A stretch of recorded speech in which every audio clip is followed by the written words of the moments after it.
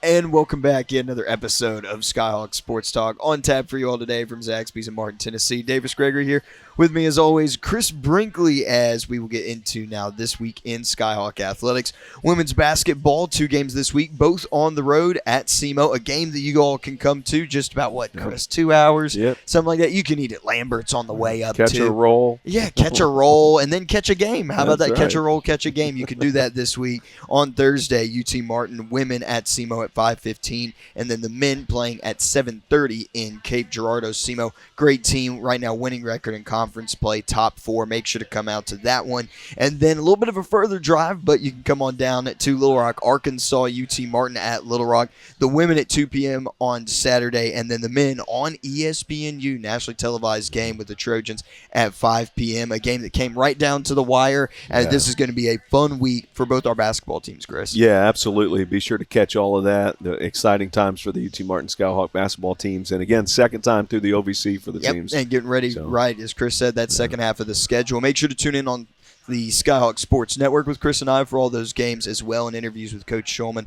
and Coach McMillan. Track and field, they will be in action this weekend. Didn't have a meet last week, but they will be at the PNC Lenny Lyles Invitational from Friday through Saturday in Louisville, Kentucky. Rifle in the OVC Championships in Murray, Kentucky on Saturday. Golf starts up now their spring schedule at the Thomas Sharkey Individual Collegiate. That will go from Saturday to Sunday, and then Stunt begins their year in Lexington, Kentucky versus Tribeca Nazarene and then also Kentucky, who's hosting those games. Then Ashland and Mercyhurst. This is going to be a jam-packed week in UT Martin Athletics and a very fun show. 4 guests on with us today. Coach Jeremy Shulman of men's basketball, Coach Kevin McMillan of women's basketball, Coach Amber Minton of Stunt, and then UT Martin freshman Sadie Palfrey on with us from the Rifle team. It's going to be a fun one. Let's get started. Let's do it. We'll go ahead and take a break. When we come back, more here on Skyhawk Sports Talk from Zaxby's in Martin, Tennessee. Skyhawk Sports Talk podcast is brought to you by Weekly Ford Nissan. Back here on Skyhawk Sports Talk, Davis Gregory here with me, Chris Brinkley, and joining us here at Zaxby's in Martin, Tennessee, is head coach of the UT Martin women's basketball team, Kevin McMillan. The Skyhawks on the week against Tennessee State and Tennessee Tech. Followed both of those opponents, had the trip to Nashville, and then played up against one of the best teams in the league in Tennessee Tech on Saturday. And Coach starting out first with the Tennessee State game on Tuesday night, a third game in 6 days for your group, and had that big third quarter, but then Tennessee State able to pull away out there in that fourth. And, I mean, it really looked like at one point in time that they couldn't miss anything from beyond the arc, especially in the first half. And when you look back at that one, what sticks out? What sticks out to you? That's a good question. So you sat through the 4 quarters. I did. You saw the first. So you characterize for me. You've got 3 different quarters. You've got the first. You've got the second and the fourth, which went together, and you got the third. So you tell me how do you, as an announcer, what is your takeaway on your team when you have to describe that? It was inconsistent in the sense of the third quarter was really, really good. And then in that second and fourth quarter, it looked like they just kind of pulled away and got some shots to fall that I felt like, at least when you looked at it before the game started, that they didn't make a lot of threes. And then they just started draining a bunch of threes in the first half. So what would be your answer for the inconsistency? It's a great question. I'm loving I it. have no idea. I didn't come in here to get no idea. Yeah. I need, we got to have something we can. What have you seen that you think that you can grab hold of as an announcer? What do you go into when you're getting ready to call our games that you think you can count on? Well, let's see. These are the questions we There ask. are there are times of good defense. Okay, but I said count on. I didn't say times of. What as you know going in, I know going in as an announcer that I'm going to have this characteristic, that I'm going to have this thing that we're going to be able to build off of. Is there anything? If there is, there's very few, I feel like. Okay, do you have one? If there's one, what would it be? Anaic is going to get in double figures, probably. Okay. But How many shots is it going to take her to get there? 8, maybe 7. Okay, so you think There's one game she went 6 for 7, I think, Right. and then another game where it was Tennessee Tech where she was 3 of 8, but then got some foul shots to go too. and then she was 5 for 15. Okay, so we're going to get an A in double figures. All right, what else we going to get? Chris, you got an assist? Yeah, well, no. I was just going to say expect the unexpected. Okay, that is 100% the truth. It's a cop-out answer, but it's 100% the truth. Yeah. And you know what I mean when I say cop-out Yeah, answer. yeah, There's yeah, nothing yeah. I can do with that answer. Yeah. I can't take that answer and, oh, well, Yeah. Yeah. So go into the game and, you can't build But if I off were taking anything. a fan to the game, I was like, you don't know what you're going to get. Like, it could be anything. We could win by 30. We could lose by 30. That's not what you want to hear as a coach. It's not what you want to coach as a coach. Well, is it what you want to announce as an announcer? Not when we How do lose, you not when we respond? lose by 30. When we win by 30, it's fun. When we played at Morehead State, I was like, wow. Look at, and then you even said this was not a very good game, guys. And then we were all excited that we scored 100 points. And Yeah, and no offense, You but were right. I was right. You were Yeah, I right. don't like Yeah. being right. But you have more, sir. You have more information than we do. To your credit, Okay, but I'm giving you guys more credit. You do more research on my team than I probably do on my team. that's probably true. That's So probably true. you guys really are as in tune with our basketball team. yeah. What I want your answer to be would be, Coach, I can tell you one thing. We're fixed to play hard every single night. Yeah. Coach, I don't know how they do it, but they just they're so resilient. Yeah. Coach, I don't know what, but that bunch is locked in together. Why didn't you say any of those things? Well, didn't really feel like it at the time because of just some inconsistency throughout this season. You're going to get one quarter where it's 20-8, and then another one where it will be kind of flip-flopped on the other side. So putting you guys on the spot here, you have said before you like interviewing me because I don't give you coach speak. Yeah. Do you know what you two are doing right now? Giving you you coach broadcast. You're giving me broadcast speak. So Yeah. I really don't appreciate guys. I don't need the broadcast speak. I need the and Well, there are a couple things I might tweak from a basketball All right, standpoint, tweak but it. I'm not going to do it on this camera because then I'll have to call out a player or two, and I'm not going to do that on the camera. well, okay, here's where I am different from most. If I would actually hope that you had said, well, if one thing you would have said that I would have absolutely jumped on would have been, okay, Coach, you're pitiful.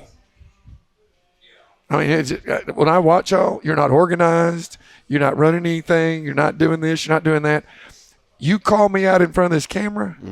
You're pushing me to a line, and I have a choice when you push me to that line. I can get defensive. I can get accusatory. I can blame other people. I can do whatever, or I can own that and do something about it. Right. And I've never had a problem with somebody calling me out. Do people call you out? Rarely. My friends do. Okay. One of my friends coached. He actually lost to UConn when they went undefeated. He lost in them in the Elite Eight to go to the Final Four and led at the half. Wow. He called me after a game, a couple of games, and he ripped me.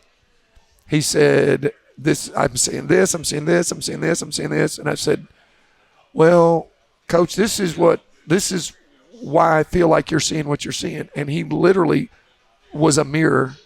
He went, I don't want to hear why. And why does me no good other than tell you what we need to fix and let's don't do it in the future. But I don't want to see this. Oh, yeah, he ripped me. And he had every right to. He was ripping things that I can control. Right. And if you rip me about something I can't control, I'm going to go, okay. Yeah. Yeah, I'm sorry that it's above freezing this week. I can't, Yeah. I don't know what to tell you about that.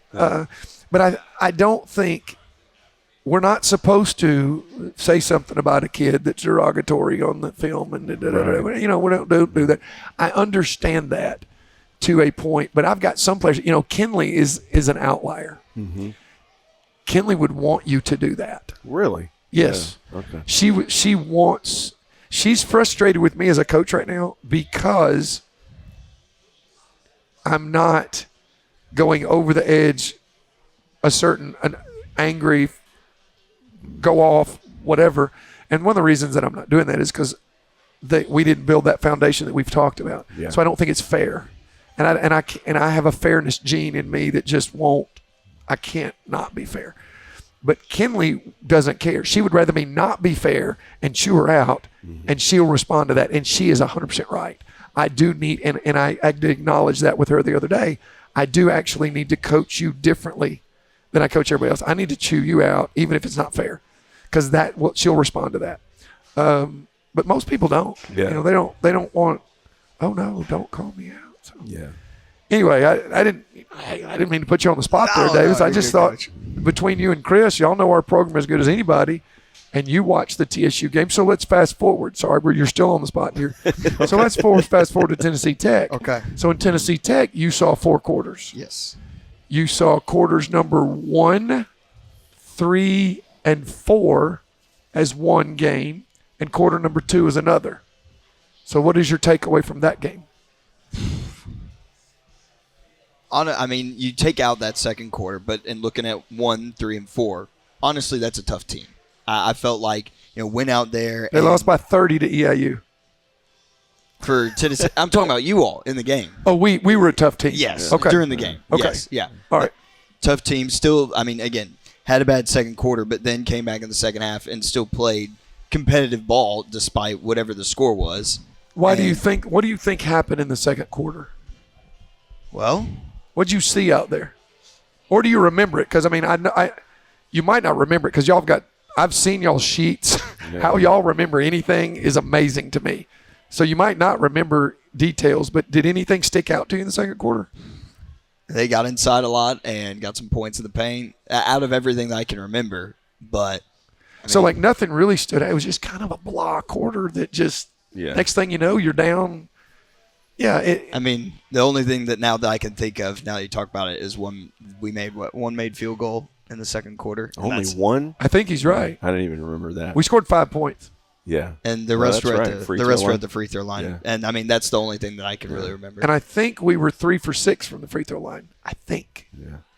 I'm pretty sure we were 3 You know for what? 6. I kind of remember just a little bit of uncertainty. I remember people looking at each other, and I thought, who's going to take control here of our players? Like, who's going to take over? And no one was really taking over. They were all just looking at each other like, what's going on? Yeah. Yeah, I remember that. That's a team that's out there that's not locked in together. Right. It's not clicking. It's like this. One of the reasons, and I realized it today, I watched this practice today, one of the reasons we don't offensive rebound well, are you ready for this? Because if I go get an offensive rebound, I got to do something with the ball. Oh. So if I don't go get their offensive rebound, then I don't have to do anything with the ball, and I'm not going to mess up. Yeah. Okay, if that's our mindset, then that's not good. Mm-hmm. I mean, you got to be willing to, look, I'll go get, if you take me out there and you say we're going to shoot, and I shoot one, and I miss it, I'm not going to think, I don't want to shoot it again because I might miss it. I'm thinking, give me the ball because the odds the next one are going in are way more than the first one are going to go in. Mm-hmm. Shooters don't miss twice. And if by chance I should miss 2 in a row, holy cow, you can start pulling out your wallet now and start betting on it. Oh, I missed 3 in a row? Yeah. Triple that bet.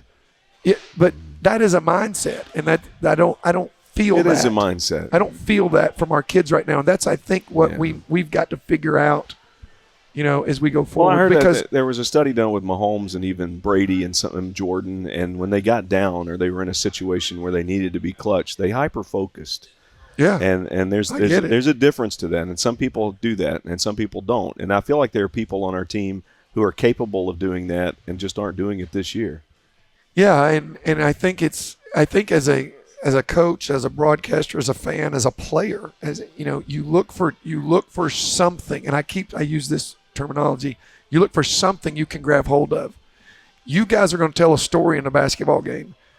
I will bet you that this year, I'm not throwing y'all under the bus, but I will bet you this year it's really hard to call our games because you don't know what story you're going to tell. Yeah. So every single game you end up having to tell a different one, or you're telling one you didn't expect to tell. Or when you're telling a story you didn't expect to tell, is that going to be near as good as the one you were prepared for and planned and can and know kind of where things are going? So your job, we've made your job triply tough. Well, that's why I told you the only thing I expect is the unexpected, right? Because that's what we've had. So that's my certainty. So that's what you can grab hold of. My certainty is the uncertainty. That may help you, you guys, to be able to call the game. Yeah. I wouldn't know as a broadcaster how to call our games. Yeah. I would just go, I don't have a clue. I guess that's probably what I would lean to. Yeah. And I think that's something that we've got to figure out. And I started with them on, we're going to find something we can control. And so after the game was over against Tech, I asked them what they controlled, and they didn't give an answer. Yeah. And I said, okay, that's not good. We need to control something. I told you I wanted to control the possessions. Mm-hmm. I said we got to have 65 or less possessions. We had 66. Right. You know what I told the team? What? I failed. I failed. How did you fail? Because I can control the tempo. Okay. And my goal was 65. We got 66. That's a fail. Mm-hmm. It's not as bad a fail as an 80. Right. It's still a fail. Yeah. So I've got to get better at that. I just want them to hear what I said and take on that mindset. Okay, that was way better than what I did, but it's still not good enough. Mm-hmm. And if 65 had worked and you don't win, then okay, all right. So let's keep the 65. Now let's go control the next thing. And let's see if the next thing gets it. All right, we got these two. Then let's control the next thing. Mm-hmm. Today in practice, I was like, okay, let's control this drill. We got one drill. Let's control it. Oh, and it was, okay, 3 people on a line. They pass the ball from one to the other, and then they run to another spot. It's all in half court, but they run across, and then they throw the back. So the first guy throws to the second, who throws to the third. First guy runs over here, and the third passes to the first. Second guy's running, passes back to him. And they go all the way around the court until one guy shoots a layup. Okay? Would you like me to tell you what happened during that drill, which we have done multiple times? We fumbled the ball, we ran into each other, and we missed layups. Tell me what we look like in a game out on the floor. Sometimes like that. We can't get out of each other's way. Yeah. We fumble the ball, and we miss easy shots. And I'm like, okay, guys, if you want to know your team, you can look at your team in little bitty drills, and you can see what are your problems in the little bitty drills. They're going to be the problems when it comes to the game. And well, it's habit stacking. It is. And so you can't do anything about it at this point. It's too late now to say, oh, well, let's fix it. Okay, well, great. You can't create a habit in a short amount of time. It's an overtime thing. That's right. But you can at least acknowledge, and attempt. You don't quit. You don't lay down. You keep trying. Mm-hmm. Somebody called me yesterday and was like, okay, put your legal pad down. And I laughed because I accidentally had a legal pad in my hand. And they said, put it down. And so I put it down. And they said, okay, do me one favor, though. How many pages have you worked on? They called me right before the Chiefs game last night. I want you to count how many pages you've worked on since the end of the game. Okay? And I counted. I was on a legal pad. And I was at 47. Wow. So I don't say that for everybody to go, yada, yada, yada. I say that to go, you don't quit. Mm-hmm. You don't back down. Mm-hmm. You don't, whatever it is, you keep on grinding. I have had multiple people text me a picture of the frog and the stork. Oh, yeah, we talked about that. And so many people are like, oh, that's a wonderful analogy. And people that I thought, teachers, I had some teachers go, I'd never seen this. I'm like going, good Lord, it was in everybody's classrooms back in whatever year. You never give up. Yeah. And that's what I hope. That's what I want you to say after the game. Coach, you know what? Your team sucks, Coach. But one thing I can say about them, they are never going to give up, ever. Because that's a character trait about you. It's not a basketball trait. Yeah. That's not a trait. That's not coach. Mm-hmm. That's just who you are. And I just want to help them. They can do that. So I just want to help them do that. Yeah. So No, I agree. I've said that I've never given up on you or the team, and things are not as bad as some teams are having to go through this season from a record standpoint. But my fear is that your players might give up, and I think I feel that. I'll be very disappointed Yeah. if that's what they choose. Yeah. I won't be disappointed. I'm not disappointed I don't if think we they win or will. lose. Yeah. Yeah. If we win a game, I'm Yeah. not too high. If we lose a game, I'm not too low. I just want you to do it a certain way. I want you guys to call a game a certain way. I don't care if you're phenomenal. I don't care if you're pitiful. Just give me the effort. Give me your best effort. Because if you give me your best effort every single day, you're going to have way more good ones than you are bad ones. But you're still going to have a bad game. Yeah. You're going to call a game. The good thing for you is if it's on the radio and you miss somebody, nobody knows because they can't see it. Right. That's true. That's a good thing. True. That's right. On TV, it's a little more trouble because Yeah. they can see The that grandmother knows. you Yeah. you called the wrong person's name. Yeah. But the point is, you just keep giving your best effort over and over and over, and you have to trust that things will work if you do that. But you can't decide you're going to pout and then not give your best effort, because now all your energy needs to be focused on getting back to giving your best effort. Right. And you can control And I that. admire the teams that are like 0-20, and they're not real talented, but they play hard. Just and, play hard. and they compete. Just compete And every in game. that 20th loss, they're still playing just as hard. Like, I really admire those teams. I like when I come in for games, typically I really respect and appreciate you're down there working, getting ready for your game, and you do it every time. You're always ready for whatever we need to talk about. So you guys are giving your best effort. There's going to be days that you got so much going on in your life that you can't do that. Well, that's when you hope that the game goes so smoothly that you don't have to be really that good. That hopefully you ask me a question where you don't have, then you can sit back and let me ramble and off like I always do, and you don't have to ask any more questions. Where somebody's got your back. Somebody will take care of you when. But what I've learned through life is that doesn't happen when you don't give your best effort all the time. That's right. It happens when you give your best effort and you get so consistent that the people around you sense that, Davis today's off his game. Okay, then I'm gonna raise my game to take care of him today.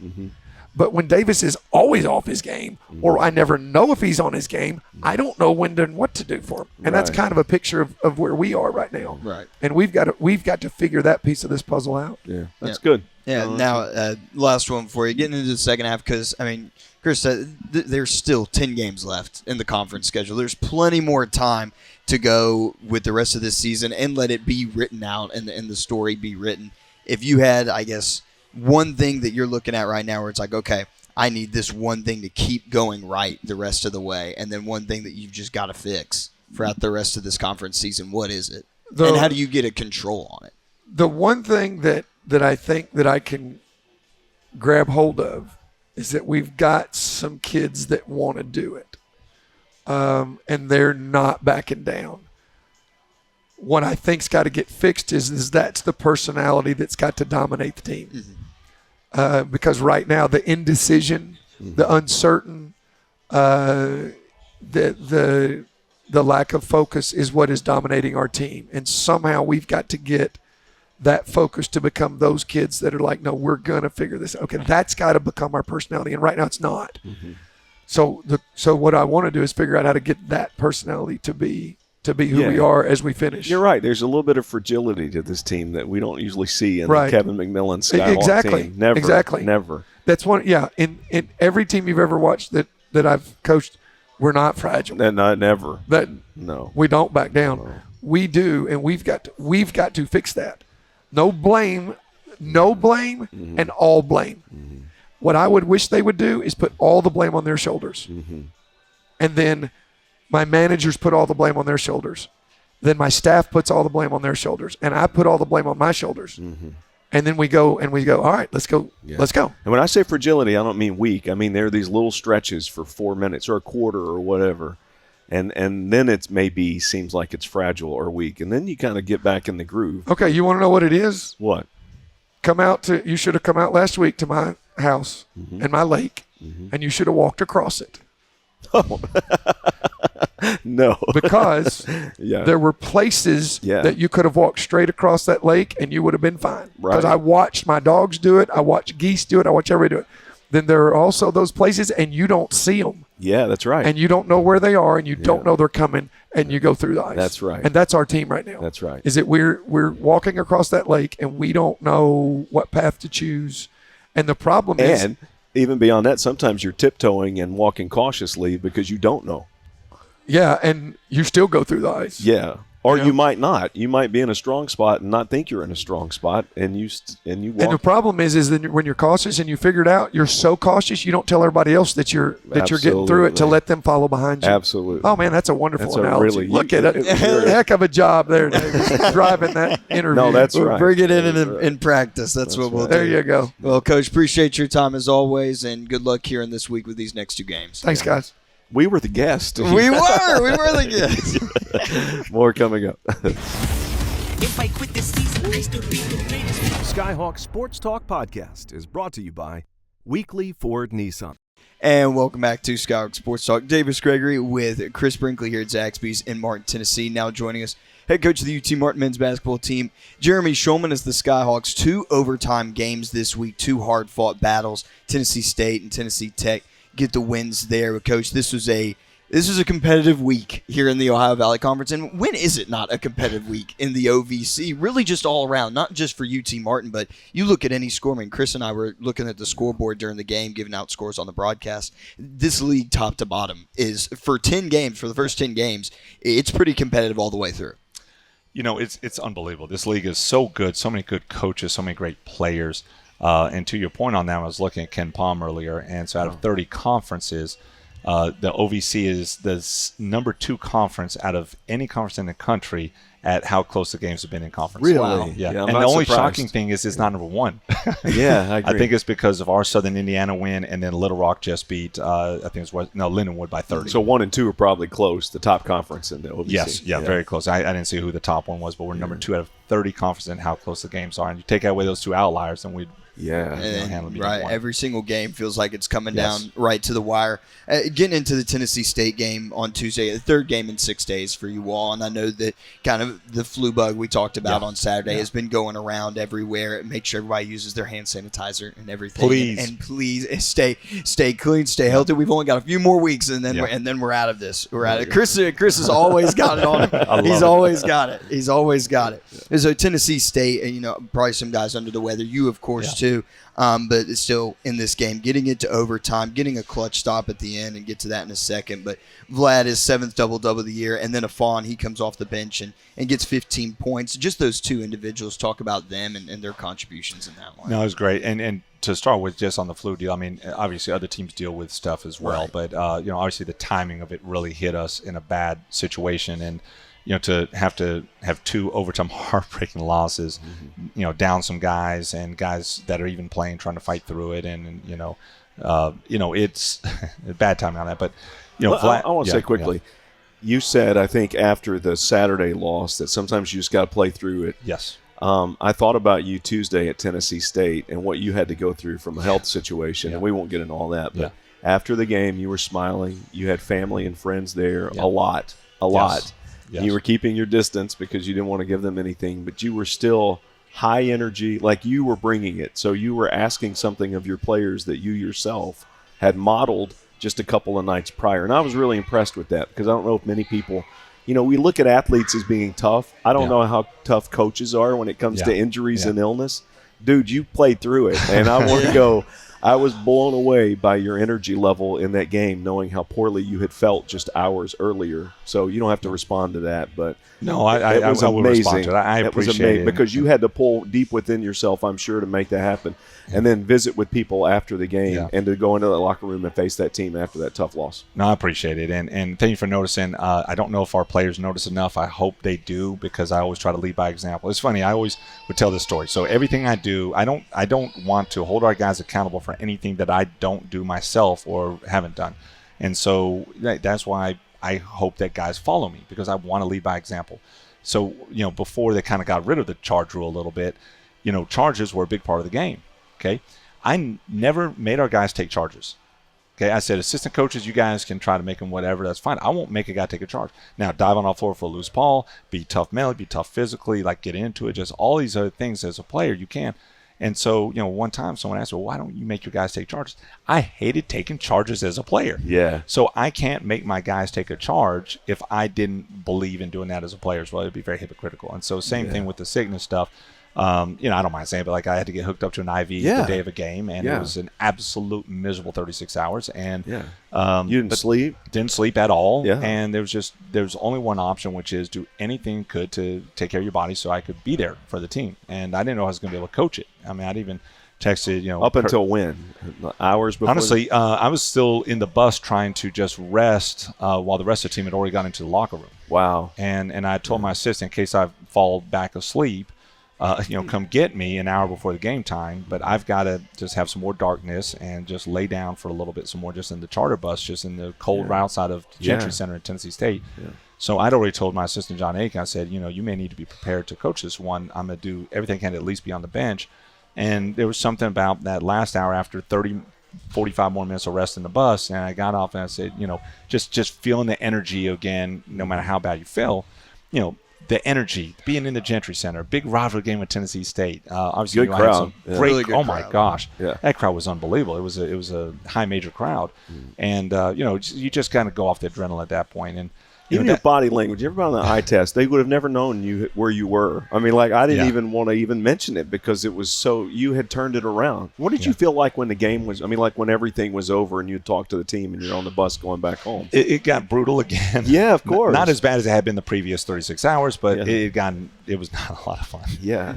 Well, that adrenaline leaves you a little bit. Well, and it's like I'm impressed. I mean, I'm really impressed because most people have a bad day. They stay home from work. Well, you know what we say, and we teach our guys this all the time, and this is why I use the word disappointed in our guys after Saturday. I love our guys, but we say the true mark of a man is how you are when things aren't going well, during adverse times, how you deal with adversity. Like anyone can be a nice person, a kind person, a happy person when everything's going their way. Yeah. When you got money in your pocket, you got food on you got the pretty girl next to you, whatever it is. What do you do when you're not feeling good? When you're in a fight with your girlfriend, when your parents are mad at you, when your coach is mad at you, you just had a bad game the game before, whatever it is, we tell our guys, now how are you going to act? Can you have the same level of kindness, of effort, of mentality, of whatever it is when things are, when you're going through adversity? That's the true measure, mark of a man right there. Absolutely. Is that the toughest worst you felt during a game or before? so for during the game, actually, yes, that was the worst. Yeah. I probably have. I've been coached 28 years. It was the worst I've ever felt in a game. I have felt worse after a game before, but during the game, that was the worst I felt. It was actually not easy, but that's okay. I was just disappointed that I was hoping to lead by example. And then we had some guys during that game that, I would have loved for them to have kind of fought through a little more. And then especially on Saturday, could have fought through a little bit more as well. Good. There was a football game, Coach Jason Simpson at UTM had to coach from the press box because he had a kidney stone. Oh, my gosh. And as soon as the game was over, he was in the hospital. Well, that's a tough dude. Yeah. No, that's a football guy. If you will. That's a whole nother level. That's a whole nother level. Yes, 100%. Well, then I get criticized I had to go to my brother's wedding. And I coached a game with a kidney stone. You're going to whatever brother's wedding. What are you doing? That's great. So I caught all that. But anywho, getting into that stop at the end and talked about that. I think had the free throws to tie at the end, which were clutch. Yeah. And then you get down to the end of regulation, one block, and then they still had a shot and got set up for a second opportunity, and still another block. This team all year, it's been tough. It's been tough in terms of free throws might not be falling, shots might not be falling, but dadgummit, at the end of this game, we're going to do everything in our power, bite, scratch, claw, do whatever it takes to get a stop and make sure that we can get this to a point of, all right, here we go. Let's see what the game does. Let's see how this game plays out. We don't know how it is, but let's just give ourselves a chance to go out there and win the game. Yeah, I'm so proud of our guys for that. I mean, for a group that has faced so much this year, it's so much heartbreak. I mean, we're at, it's crazy. I was talking to an ESPN guy who's going to be doing our Little Rock game on Saturday, and I mean, we've had 8 games this year that we've lost by 4 or less or overtime. Yeah. And 7 of those 8, we were up by a bunch. 7 of those 8 were up by at least 7 or more points within the last 10 minutes of a game. And to have that type of heartbreak over and over and over, and 4 of those were overtime losses, it just, for our guys to keep getting back off the mat, I mean, very much a metaphor, but it's like our guys are like Rocky. Yeah. You know, you get knocked down, you're just going to keep getting back up. And I'm going to tell you guys, like, at some point, you just keep getting back up enough times, and then finally you'll turn the corner.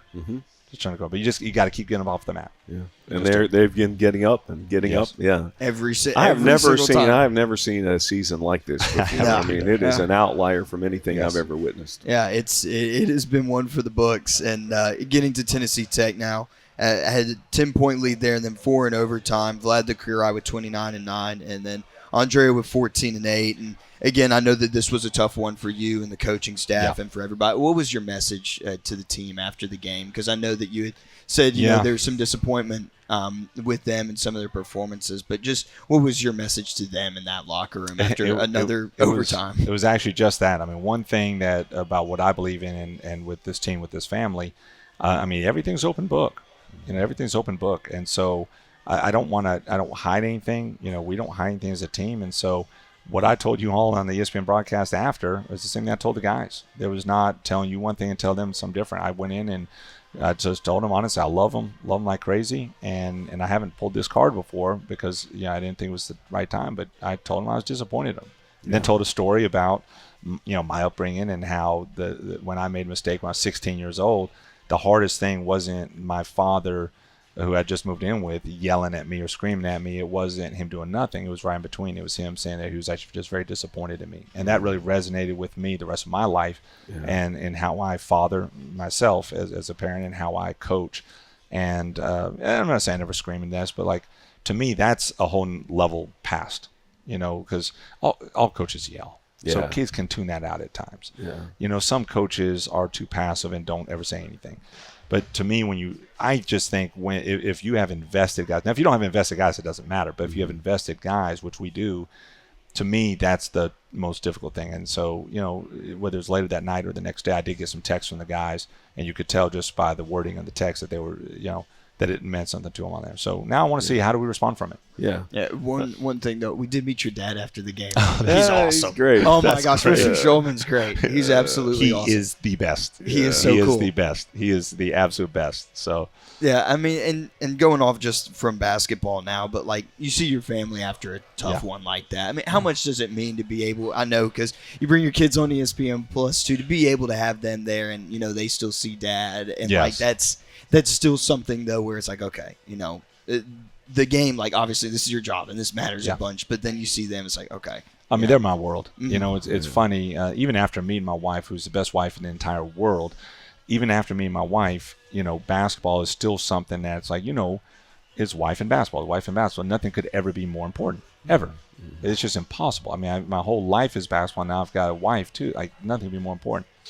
And then I had kids. Yeah. And it became the first time in my life that those 3 little individuals are somehow even more important than my lifelong obsession with basketball. And it's just it's still a weird feeling for me because, I mean, I've been obsessed with basketball since I can have my first memory, but they're more important. So having them be the support of my wife is the absolute rock star of all rock stars. The fact that to be a wife of a coach, tough. Oh my gosh, that's so hard. Because I'm away. I try to be home more than most coaches, but I'm away, whether it's with games or recruiting at times. But when she's got 3 kids and they're all young, but to bring them to every game possible, she would. If it wasn't for the amount of misses you could have in kindergarten these days, our kids would be at every one of the road games. Yeah. But can't miss kindergarten very often apparently. Yeah. So, but no, she's amazing. So shout out to Evia Shulman because you are the absolute rock star. And you know what I love about the kids, and you'll see this someday, is that they don't care whether you won or lost. They don't care if you won by 40 or lost by 40. It doesn't matter to you, to them. You're their dad, and you got to bring it as a dad, no matter what happened. And that's to me. That was real. That grounded me as a human to know that you have a kid that doesn't care what your day was like. Right now, I'm in your presence, and I need you to be a good dad. No, it's very true. Though I'm still a little bit on that point, like, but I don't understand. This was a tough loss. This is hard. Like, I know you love it. Like, I need to be better. It's very hard. But the funniest thing, I can't remember the words anymore. I've got it on video. So this wasn't long ago. And, we lost a bunch. This was after we'd had a little bit of that losing streak in non-conference. Mm-hmm. And, and then we had that heartbreaker against Moorhead. And so my daughter, and she's just 6, and she has this little like bluey ukulele, this little tiny mini guitar. She started singing a song, and of course she is a Shulman, so she has no singing voice at all. Okay, none. So none of us do. Okay. She started singing a song, and I can't remember the exact word, but it was basically like, every time you have a road game, y'all lose. Oh my! Sometimes you win at home. I'm like, Mila. I love it. Like, okay, we're gonna have to. No, I love it. Like, it's not that bad. Like, first off, Mila, we just won 27 games last year. We're a top 5 ranked team in the country. So, we won a lot of games this year. Just hold on, but just the innocence of kids. Right. It was so adorable. No, that's very Adam Sandler like. It was. Oh my gosh, it really was. That is so funny. That is hysterical. That. So again, despite these close games and these hard, we're still 5-5 in conference, and 10 games left. This whole second half of the schedule left. And then SEMO coming up on Thursday, and then nationally televised game against Little Rock. Big opportunity there down in Arkansas. But going into this week, last one for you, what have you all and the coaching staff discussed as you all prepare, not just for these 2 road trips, but the second half of this conference schedule to be able to put yourself in a good position for seeding in Evansville? Just really trying to, just again, for me, is trying to find every detail possible that could give us an advantage. And then also for the staff, just trying to help remind them that there's a ton of time left, and that we need to keep developing. We need to keep just grinding and grinding and grinding. Every little thing we can do, because this team is special. I've never been a part of a team like this. Now, in a negative way, like you talked about earlier with the, just the bad luck we've had in so many of these close games, but also just a team that is this connected, has this many good people, is this coachable. They're amazing. Mm-hmm. And again, it's so funny if you just, and we're 5-5, we're 9-12 right now, which is fine. But like, you take those 8 games where you had the big lead in 7 of the 8, and you just win a high number of those, which in an alternate Marvel universe. Shout out to Marvel Universe. I like Marvel Universe. But, then all of a sudden everyone everywhere is looking at this team differently. Mm-hmm. Why? Just because of a little bit of luck, 1 free throw here or there, 1 banked in 3, whatever it is. So I want to remind everyone, this team is special. Whatever has happened to this point, whatever happens down the stretch, this team is a special, special group that can beat anyone, that is so connected, very, very young. I remind everyone we're still super young. So I just want to get the most out of this team. Yeah. And we can. Yeah. And we can. We're going to. We're going to do everything we can. You said get hit on the mat. I know we got to go, but I've seen that the body language and the chemistry on the bench and even during timeouts, it's as strong as ever. Yeah. Like there has not been it's actually stronger, I think, than it was earlier in the season, just because you've spent more time together. And that's impressive because you have had some adversity with illness and some just tough losses. Yeah. Tough losses sometimes are a lot worse than big losses. Yeah. And you've had to deal with that many times. So we have. No, I appreciate that. But we can't just take that statement as truth. And it is true. Right. We have to cultivate it. We have to take that and say, okay, well, that's where we were as of Saturday. Mm-hmm.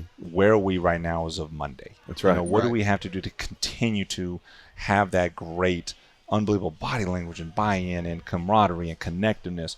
Because if we just look at what happened a couple of days ago, then that may not get you to where we need to be today or tomorrow or next day, or especially when we play on Thursday and Saturday against 2 outstanding teams. So That's exciting. It's motivating. Yes. You got to be fired up for practice. Here we go. Well, Coach, thanks so much for your time as always. We'll see you on later on in the week. Appreciate it. We'll go ahead and take a break. When we come back, Sadie Palfrey from the UT Martin Rifle team will join us here on Skyhawk Sports Talk. If I quit this season, I still be the greatest. Skyhawk Sports Talk podcast is brought to you by Weekly Ford Nissan.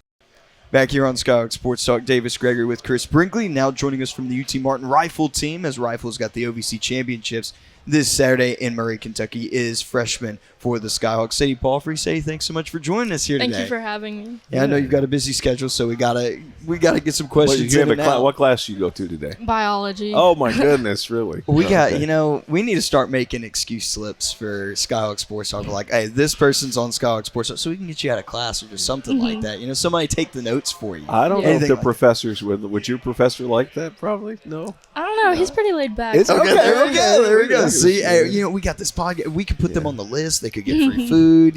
We could get a coupon. Anything. Just bring the whole class out here. Yeah, bring the whole class here. Bring the entire Biology 101 class over here. That'd be great. Well, Sadie's from Indiana, Pennsylvania. Correct. And so comes over UT Martin first year here and homeschooled. And so how's this transition been now coming to college and being here at UT Martin? It was actually easier than I expected it to be. Since the school's so small, it wasn't as much of a difference as I would have thought it would be. Mm-hmm. Absolutely. How big of a town is Indiana? What's Indiana like? We have a college town, so it's pretty. We have a Walmart, so it's pretty big. Okay. So bigger than Martin, or Yeah. Okay. Yeah. Hey, we got the Walmart, and we've got. Have you been to Rural King? Yes. Did you get popcorn at Rural King? Yes. Yeah, there we go. All right, you're officially Martin. You're officially Martin mate. Those are the steps. You go to the Walmart, and then you go get popcorn at Rural King. So a couple things about, say, won a pair of gold medals in the individual air rifle division at National 4-H Air Rifle Championships. That was held back in Grand Island, Nebraska. And then now coming over here to UT Martin first. Why UT Martin? Because this is a bit of a ways away from Indiana, Pennsylvania. Yeah, so for rifle, there's only like 29 schools in the country that have a team. And UT Martin was just the one that I liked the best. What stuck out to you whenever you were going through that recruitment process? I like the team dynamic, and then the campus. I like how small it is and how like rural the campus is. Did you bring all the snow with you from Pennsylvania? Yeah, what's I this don't about? It feels like it. It feels like, but now it's going to heat up. So now you're getting to experience kind of Tennessee weather at its finest, where it's going to be 110 degrees one day. And then we'll go to -2 the next day with like 10 inches of snow. So glad you're getting to experience this all in your first year. How long is the drive from Indiana to Martin? It's about 12 hours. Really? Yeah. Okay. Do you drive? Oh my gosh! How many stops do you make?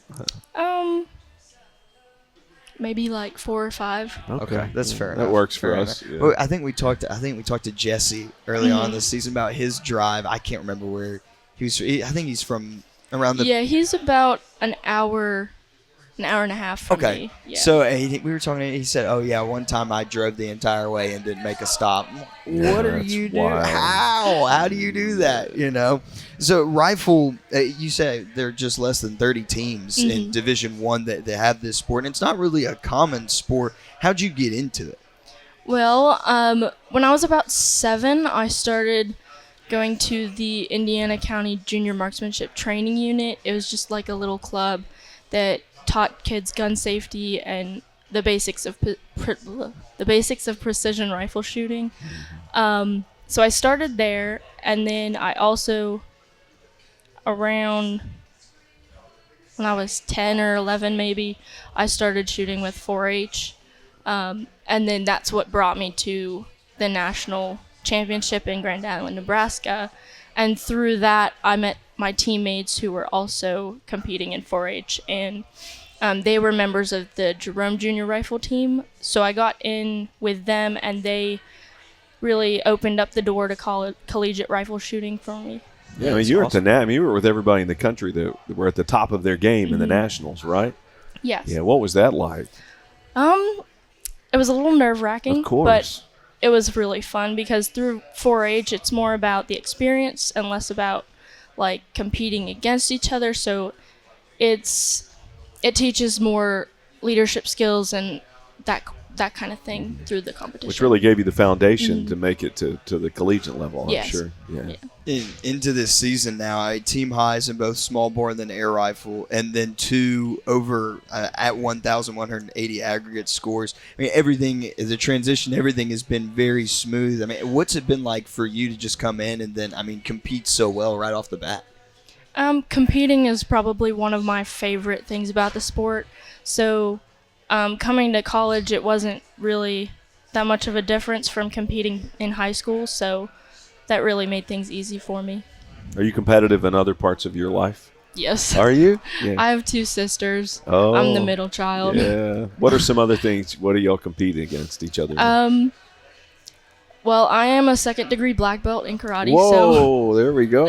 Yeah. we're all competitive in that. And then rifle, we all shoot also, so. Yeah. I think I know the answer to this, but I've never asked this question before. What is karate and being at the top of your game there and rifle being at the top of your game? What do you have in common? Well, I think the most significant thing is probably the mental aspect. With karate, you have to stay calm and composed through competing, and it's the same thing with rifles. So those really go hand in hand. Extreme focus and calm. Yeah. And no matter what the pressure is. Yeah, that's impressive. And we had Elena early on in the podcast, and she talked about you. How have the seniors been, and her as well, welcoming you into the program? They've been really great. I really enjoy getting to compete with them. They've really taught me a lot about the team dynamic and just really helped me throughout the whole process of becoming on the team. Absolutely. Coach Val's been at UT Martin for quite some time, and how has she guided you through this season and helped you here in this freshman year? Well, she was one of the only coaches that really started talking to me right away throughout the recruiting process in my senior year of high school. I got started in that whole process a little late, so having her reach out to me really helped me to get on the team, first of all. But and being homeschooled, so you competed with other homeschooled students or high school students? High school students. So you were with the high school team even though you were homeschooled? I was not on my local high school team because they only did one position, so I wanted to do the 3 positions and that kind of thing. So I was on the Jerome Junior Rifle team, which was any individuals from any schools in Pennsylvania. So it was more regional people from all over the state. So it probably made it a little more difficult for you with the travel and everything, I guess. But at the same time, it was an advantage for you to be at such a high level of competition. Yeah, a big level of competition coming up on Saturday with the OVC Championships at 9 a.m. in Murray, Kentucky, heading up there this weekend. So last question for you, say, how are you all preparing here for these conference championships coming off the win against UAB? Well, I'm practicing really hard, and we're practicing every morning. I think we'll probably only take one day off this week before the competition, so I'm really excited about it, and I can't wait to see how it goes. Well, Sadie, we're so glad that you're here at UT Martin and go out there and make us proud there on Saturday up in Murray, Kentucky. Thank you. We'll go ahead and take a break. When we come back, we'll have Amber Minton from the UT Martin stunt team joining us here as we close out Skyhawk Sports Talk podcast. If I quit this season, I still be the greatest. Skyhawk Sports Talk podcast is brought to you by Weekly Ford Nissan. And we're back here, Skyhawk Sports Talk podcast. Last guest of the show, starting up a brand new stunt season, Davis Gregory with Chris Brinkley, head coach of the UT Martin stunt team. Amber Minton joining us as UT Martin coming off their first ever postseason victory last year and 1 game shy of competing for a national title last year, placed 3rd nationally in Division I. Coach, how are you doing today? I'm good. How are you? We're doing all right. Fired up for yet another season. Learning more about stunt, too. Yes. In this brand new sport and getting everything ready to go. So it's starting back on this last season. What did you all learn in that first season with UT Martin stunt? Well, the first season was actually 2 years ago before it became NCAA. So last year was our first NCAA season. But in the first season, I'm glad I had that ahead of time because I never imagined how much strategy there was in the game. So that is our biggest takeaway. Every time, that's the first word that pops into my mind is strategy. When you're playing head-to-head, you have to be, very particular about which round you call, knowing your athletes, also knowing your opponent and knowing what they're capable of. Right. And everybody's kind of having to learn that at the same time, right? Yes. Because it's an emerging sport. Yeah. Right, absolutely. And now, just some goals that you all achieved last season, because I know there's a lot of adjusting, a lot of change, and then going and competing with all these other schools. What were some goals that you all accomplished in that year? I think last year, one of our biggest goals was making it to nationals. We just wanted to get there and play. We didn't care, how we placed, how we did, and they exceeded our expectations, honestly. Another goal was to go head-to-head with some of the bigger teams so that we can have a side-by-side comparison, something to learn, from and grow from moving forward. Right, absolutely. So, and then now, what were some challenges of the last season that you all have grown from and you all have adjusted here in the off season? Our biggest challenge was our numbers. I just remember the commentators at Nationals, they commented multiple times about, against Kentucky, for instance, they had like 60 athletes, so on the sidelines, they're full. You can barely walk through. And in one of the routines on our sideline, in one of the higher levels, there's one athlete cheering for everyone that's on the floor. Yeah. And we're going head to head, side by side, and looking just as good as the team that was as big as we are. So that's a challenge because our athletes are recycling routines. We're recycling athletes within the routines. Right. I mean, the entire game, where other people have fresh people to put in each round. Sometimes, each quarter even. Some people don't touch the mat until fourth quarter, and here we are doing every single round of every single quarter. Right, a lot of endurance big then challenge. for everybody too. Yes. Right. And keeping them healthy and well through that. Exactly. Yeah. What do your athletes think about that? I mean, they have to be strong and resourceful. They do. Yeah. Last year, I think they loved every minute of it. There's times where they wish they had relief, but then at the end of the day, when they're looking at their stats, they're like, this is amazing. I'm the top athlete. I was in every routine, or I was in 90% of the routines. Like, how many athletes can say that? Like, I got that much playing time. Yeah. But that beyond from conditioning and strength, what do you do outside the actual sport to take care of that part of it? Of the conditioning, just to be in shape and the workouts, yeah. So we actually have a trainer. So 2 days a week they do weight lifting and stuff like that with the trainer, and then we practice 3 other days a week. So we're studying routines. We have 4 quarters, and within all of those quarters, there's up to 8 routines that you can compete against the other team. So we're watching video, we're watching ourselves on video, we're watching the videos teaching, we're going through our playbook, which has all the 8 counts for the videos. Like, we are studying a lot, a whole lot. That is a lot. Yeah, that is a ton. And now getting into 2025, how excited are you to start this new season with? I mean, just coming off a year where almost making it to the national championship game. I think I'm most excited about the growth that we've seen. We have 12 freshmen on the mat this year. So just teaching them and getting them ready for upcoming seasons, I think I'm most excited about that. Just I know the first game, seeing their excitement is what I'm maybe watching. Like, I just want to see it on their faces, getting to experience that almost all over again like I did last year. So. How are we seeing growth beyond our team in the country? How are you seeing it from a popularity standpoint now? Huge. Yeah. Huge. There's so many teams that have added right now, I can't keep up. Whereas last year, I could have told you exactly who added.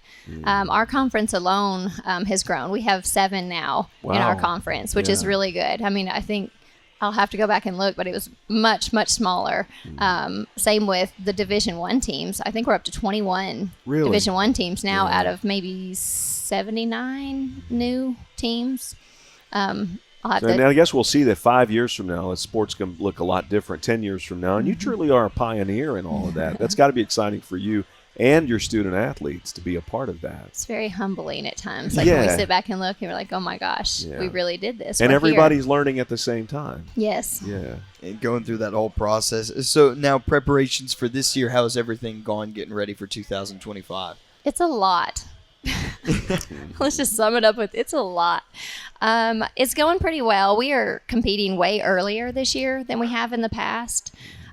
So kind of looking at, oh gosh, last year we had all of these routines prepared, before our first tournament. And this year we're like, oh, well, we don't have that many, at this point, but we're also going way earlier. So that kind of sets our standard higher, because once you go through the first tournament, your growth just skyrockets after that. So I'm hoping that this strategy, is a good one. It'll give us a lot of time to prepare for the rest of the season. Yeah. You mentioned some of the newcomers coming in. Who are some of the leaders? I know there were some returners still and some All-Americans that are back for this year that are sure to make up a really talented roster.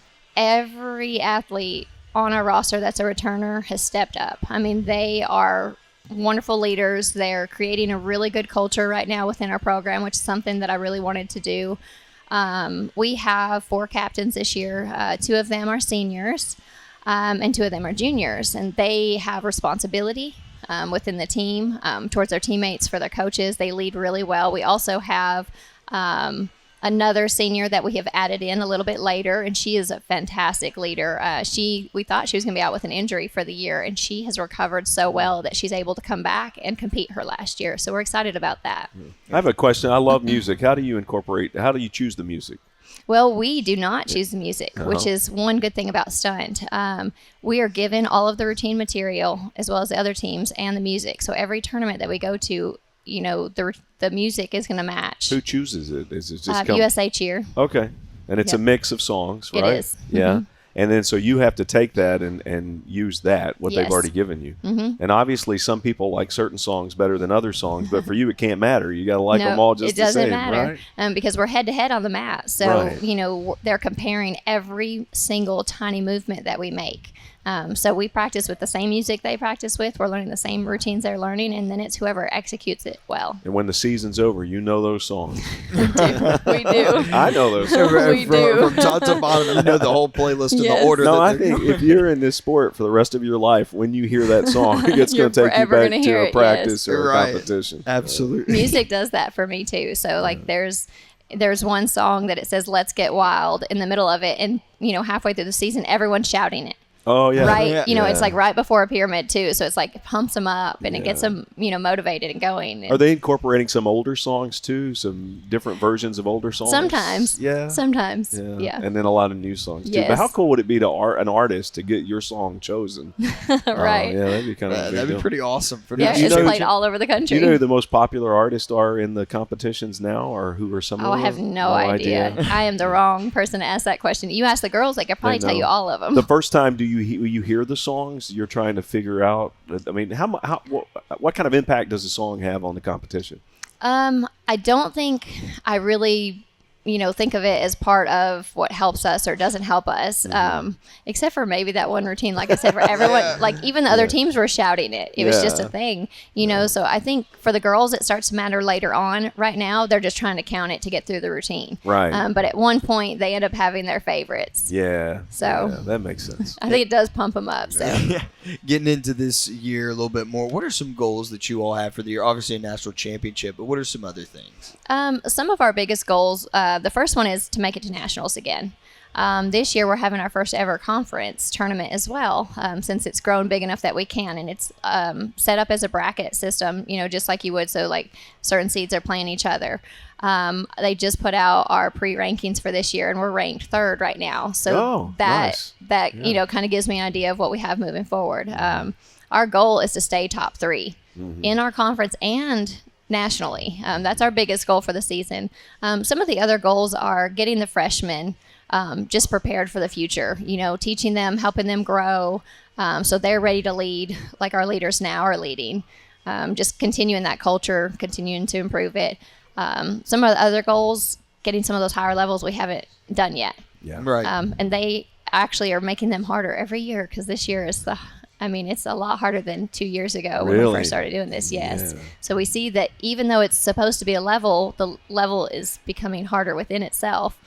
So for us, it's keeping up with those and exceeding them, to try to get higher levels for the growth. Gotcha. Yep, for sure. And so last one for you, with first competitions coming on this weekend, what are your expectations here for this first meet for your to group? Survive. I'm just kidding. I think the biggest expectation is to go out there and see them perform these routines better than they have so far. So I just want to see that they're better than the last performance and the one before that.